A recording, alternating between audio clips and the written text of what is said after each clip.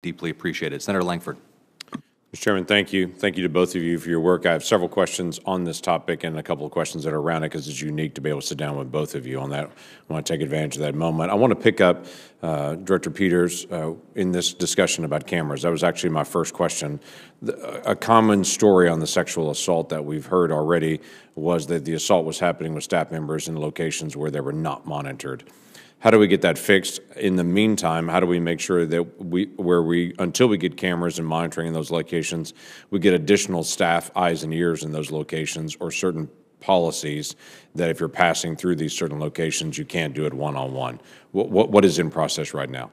Thank you, Senator. Well, I couldn't agree more with your sentiments or that of the Inspector General. In my 30 years in public safety, having formerly been the Inspector General of Oregon and the Director of the Oregon Department of Corrections, technology and camera usage is key. You're absolutely right. The stories we heard this morning, people know where those cameras are, both my employees and those in our care and custody, and probably more importantly, they know where those cameras are not. Right. And so the more that we can improve that technology inside, in my experience, I have seen this type of behavior and other non-sexual behavior decrease dramatically with the introduction of cameras, both the static cameras inside the institution and also the usage of body cameras. And so one of the concerns I have today as the new director of the Bureau is the lack of resources that we have for the camera installation. And so the time it's going to take to install these cameras that have been approved based on the resources we have is concerning to me. So always appreciate the support of Congress in establishing those resources so that we can ensure that those institutions are as safe and secure with the most upgraded technology possible. Thank you. We appreciate that. We're going to look forward to getting a chance to be able to track what facilities were chosen first, what the process was for the rollout of that. That'll be important to be able to see as well how that actually happens and how those priorities were actually set. While I'm on the technology conversation, different subject on this, but still technology related to this, has been the microjammers and the managed access. That is a security issue not only within the prison but outside the prison for individuals to not be basically stalked from inside the prison, or people using contraband cell phones to be able to communicate with other prisoners to be able to coordinate activities within the prison as well. This has been one I've worked on for years. I've continued to be able to push. There's been pilot programs, but we've not seen wide distribution. The technology currently exists to do managed access or microjamming in all of our facilities, but it's not being rolled out quickly. What is needed to do that? Where does that land on your priority list? So I couldn't agree more, and the Inspector General alluded to this in his opening comments. Contraband is the beginning of sexual assault. And so eradicating the use of cell phones inside our institutions for the various reasons that you just talked about, addressing this issue of drones, which is the new way to introduce contraband inside our institutions, and really figuring out how to ensure that that type of technology isn't the introduction of further criminality. So at the core of the Bureau has to be safety and security, and this issue is really important to me. And to answer your question, it's about resources. It's about funding and being able to ensure that that technology is kept outside of our institutions. Absent that funding, we are relying in some of our institutions on local law enforcement to come in with their cell dogs, if you will, their cell phone dogs, to help us figure out where those cell phones are and how to ensure that the least amount of contraband is being introduced into our institutions. Mr. Horowitz, you want to comment on that as well? It's something, Senator, I know you have been working on, and something we've been writing about for 10 years now. Right. Other states are doing it. Long ago, it's finally the BOP, and appreciate them finally taking that effort. But as Director Peters said, cell phones in a prison are a deadly weapon. Right. Deadly weapon. We did a case in Puerto Rico where it was used to put a hit on a correctional officer. They run drug businesses. Right. They're used to groom future abused inmates. And you know what? Smuggling a cell phone into prison is a misdemeanor. Right. Yeah. So there are several issues that we've got to resolve here. Both the disincentive to be able to bring that in, the consequences for smuggling that into, whether that be a drone or whether that be a staff member, however they may get that in, a contractor may get that cell phone in.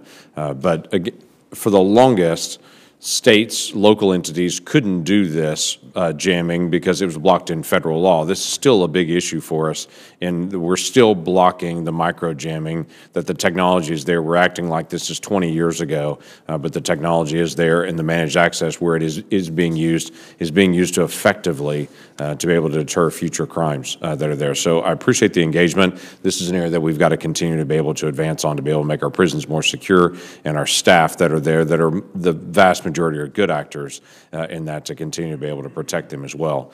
Director Peters, I want to ask you as well about the First Step Act, and this, I'm just going to make a quick comment and be able to move on to other things on this. One of the aspects of the First Step Act was actually outside groups being allowed to do the anti-recidivism work that was there. This has always been very difficult for the Bureau of Prisons to be able to allow outside entities to come in and do this. It's very common in state and county facilities. There are very popular programs that are done in state and county facilities on recidivism, but the Bureau of Prisons is continuing to be able to lock them out. Even after the First Step Act is passed, many have applied, and few are actually getting in to be able to do that work. Faith-based entities and others are trying to be able to step in, and they're being blocked out to do that. I'd like to have a follow-up conversation with you and your team on this. I've met with the previous director on this, and what I really got was we're thinking about it, we're working on it. There is no requirement to do many, but it was very clear from Congress, start allowing some outside groups to work on recidivism issues within our Federal Bureau of Prisons, as we do in state and federal. Will you commit to getting a chance to meet with me on that so we can get a chance to talk about it? I look forward to the conversation. Thank you. We do want to be able to help in that area, and Congress has spoken clearly on this. We've talked a lot about staff to inmate assaults that are there. This continues to be an issue within inmates as well. I have a culturally difficult area that you have to deal with all the time on this, and that is the transgender population that is now in the Bureau of Prisons care at this point. As of June of this year, the best numbers that I have, we have 1,427 individuals in Bureau of Prisons custodies that are transgender. Of those, 72% of those are male. Of those, 47% of those male individuals are currently incarcerated for sex crimes. So my question is, how are we protecting other inmates in that, where we have individuals that have a sex crimes conviction? They've currently transitioned already, and they're in another facility where they're biologically male in a female prison or biologically female in a male prison. Based on that, what policies are in place to be able to protect other inmates? I've read through some of the areas on the policy to be able to honor those individuals and the gender that they've chosen, but what about for other individuals that are in that prison as well, and what are you seeing? Thank you, Senator. So this has been an issue that I have been personally working on as the former director of the Department of Corrections, and of course now as the director of the Bureau of Prisons. The bottom line answer is safety and security and individualized case management, not making sweeping decisions around our trans population, but really looking at that individual sitting in front of you, what their situation is, what is the safety and security of the institution we're consider assigning them to, and then training our employees to understand the complexities of housing individuals who are trans inside of our institutions, and ensuring not just their safety, but as you said, Senator, the safety of those who are incarcerated and the safety of our employees. Right. I appreciate that. Mr. Chairman, thank you for a little bit of extra time on this. Can I make one more follow-up statement on that? When I read through the Bureau of Prisons transgender policy, it has a section there where it says transgender inmates shall be given the opportunity to shower separate from other inmates when individual shower stalls are unavailable. The agency shall not place transgender or intersex inmates in dedicated facilities, units, or wings solely on the basis of such identification or status. That gives some rights to them. Is that also extended to other individuals? So if a biological male is placed in a female prison, do the other prisoners there also have the same rights on protecting themselves as well, to saying, hey, this is also our preference to not be housed with an individual that's a biological male, especially one that is currently incarcerated for sex crimes? Senator, I think that obligation and that onus is on us, not those who are incarcerated. It's our obligation to ensure that we're placing them on units where they are safe and the people on those units are also safe.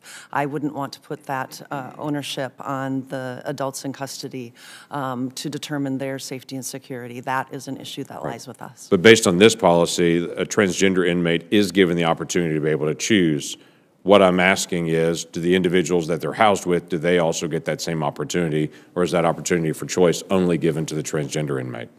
The opportunity to provide input is only given to that transgender inmate. The choice of placement is not up to the individual that is incarcerated. That is on us to make that security and housing placement. So the opportunity to give input is not given to the other folks that they're placed with that are not transgender? That's correct. Why? I think that it's really important for us to own that safety and security and that placement decision.